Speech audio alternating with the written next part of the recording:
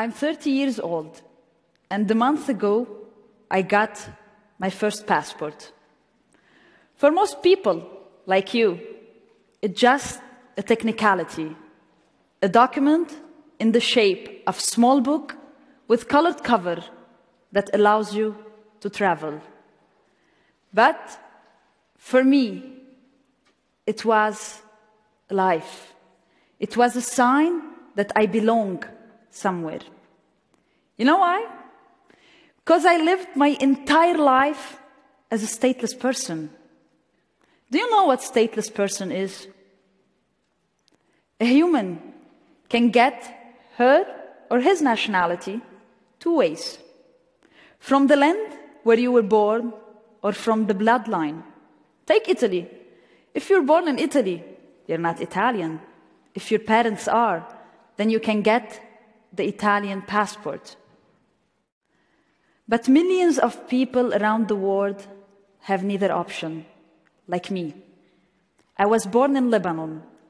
Lebanon gives you nationality only if your father is Lebanese. But my parents are Syrian, my mom is Muslim, and my father is Christian. When they decided to get married, in Syria, the interreligious marriage is illegal. So, in 1985, they went to a neighboring country, to Lebanon. They tried to get married there. They could just have a marriage as a church ceremony, but never register it. Soon after, my sister, my brother, and I were born.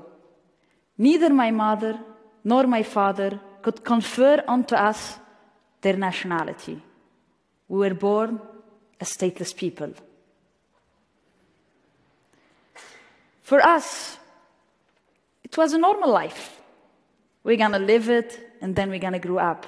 We didn't even know what are the challenges and problems waiting for us.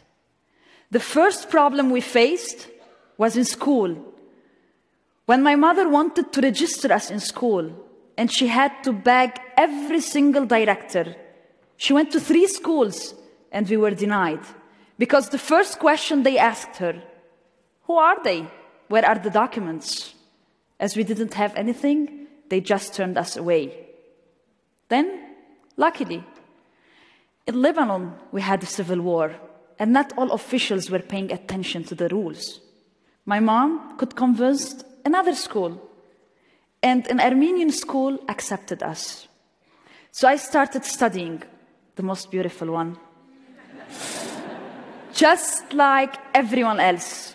Same uniform, same teachers, and same education. I thought life is easy, that we don't have anything.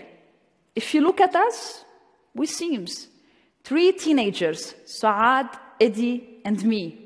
3 teenagers living their life, hoping and dreaming for a better future.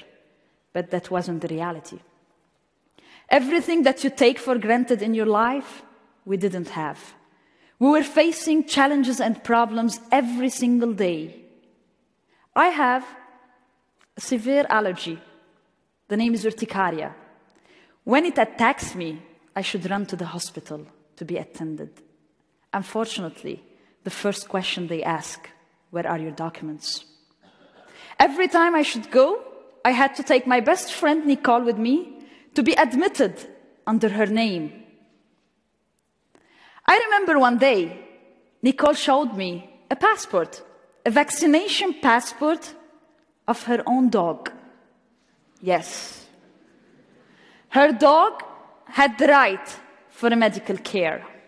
I didn't, neither my brother nor my sister. The smallest thing that I used to live every single day reminded me over and over that I'm a stateless person. Going to buy a SIM card or going to a club to enjoy with your friends? The first question, where is your document? As I don't have anything to present, then I couldn't do it. Imagine if I needed a credit card or health insurance. That was kind of impossible. I really wanted to be a basketball professional player. I'm not that tall, but I'm really fast. I had the skills, but not the magic documents. The biggest fear we had was just walking on the street and seeing a checkpoint. Because every time I see a police checkpoint, I have to run to the other side. Because I don't have a document to present whenever I be stopped.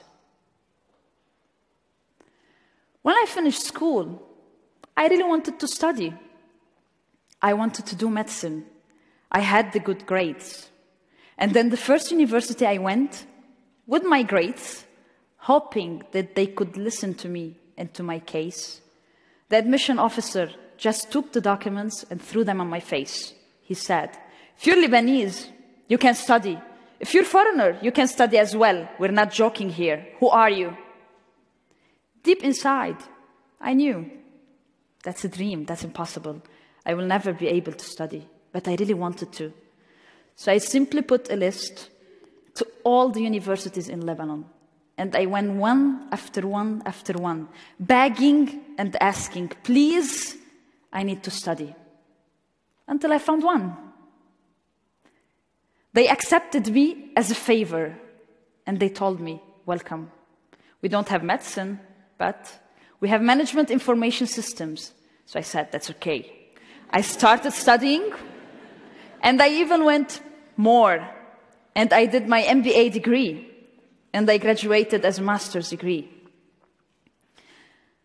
And now, what I'm supposed to do?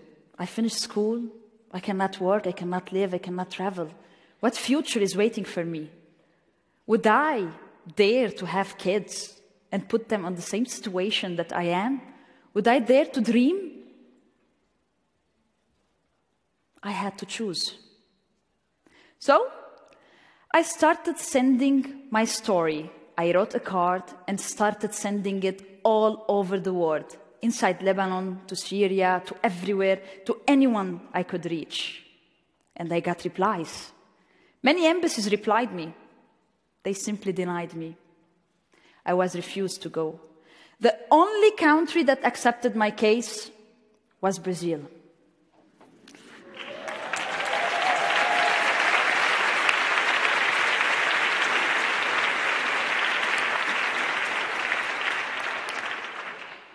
But not because I was stateless. Because in 2014, Brazil opened the door with a humanitarian visa for Syrian refugees. Again, the chaos of war helped me to start a new life. Start a new life, but in a country named Brazil. The only two things I know about, the football players and the amazing carnival. Where should I go? Where I'm gonna sleep? What I will do? How I'm gonna live my life there? How I'm gonna survive? But I said, I'm ready to the challenge. Me, my sister, and my brother, we went to the unknown, to Brazil. We said we're ready to start a new beginning. When I would get there, I used to speak 4 languages: Arabic, English, Armenian, and French, but not Portuguese. And I had my master's degree, but I couldn't find a job. The only job that I could do at that time was pamphletas, distributing pamphletas, me and Eddie, on the streets. You can see this big smile on our face, yes. We were really happy to be able to work legally for the first time in our life. And we started learning Portuguese on napkins because we needed to integrate in the society. A few months later, I got a better job. I started working as operation manager in import and export for cattle. But it wasn't a good job by any means. I was always underpaid. Me, my sister, and my brother, we were working, but we were underpaid because of our status. With all this, even with all this struggling, we were optimistic. We were 3 adults, happy and ready to wait. In Brazil at that time, we didn't have a law for stateless people. Stateless people didn't have a law. But we were 3 adults, happy and dreaming that one day Brazil gonna change the laws. On 30 May 2016, we were approved as refugees. And who between you wants to be a refugee or dream about it? That was my dream. That was my dream because with the refugee status in Brazil, I could get my first document, my first residency ever, with my photo and my name, with the right to stay there for 5 years in the same territory legally. I had the work to live, to work, to dream, to believe, to have a bank account, and to have all the basic rights that I never had. But life is cruel. Life is really bad. Because exactly after 1 month of this happiness, I lost my brother. He was killed. He was stopped by drugged-up adolescents that they were trying to rob him. The only thing that they took from him was his life. My brother, he died as a stateless person. Eddie, I will always miss him. I will always miss you.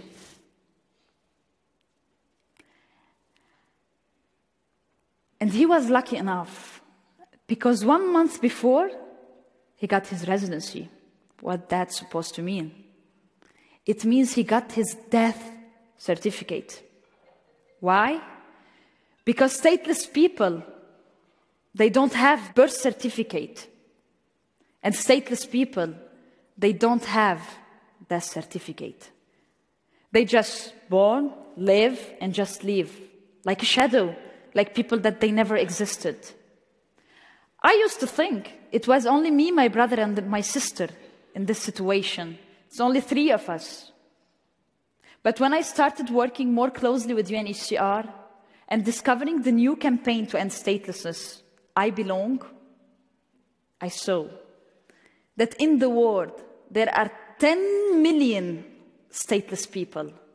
Imagine a size of a population like a country as Portugal. Imagine a full population, they don't have any right to exist or to belong.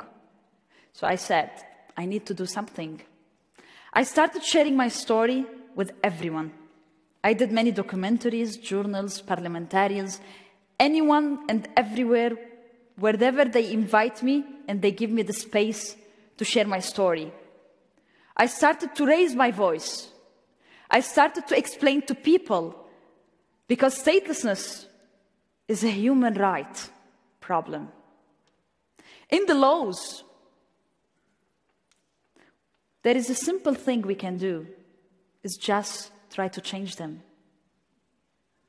Imagine if I was born and I could get my Syrian mother nationality. If my mom could pass me her nationality, I would maybe all today a doctor living in Lebanon or Syria, and maybe Eddie was still with us. This is a simple thing. We need to change discrimination in the law, and we need to give the right for a woman to pass her nationality. Today we still have 25 countries that a woman cannot pass her nationality to her children. We need that the states identify stateless people. This 10 million, it's an estimation. And to facilitate their naturalization, to make this happen, it's so simple, changing the law. Because everyone has the right to belong. And Brazil, they did it. Today, with this amazing, lovely Brazilian passport, I'm proud to announce today, I'm Brazilian, today I belong, and everyone has the right to belong. Thank you.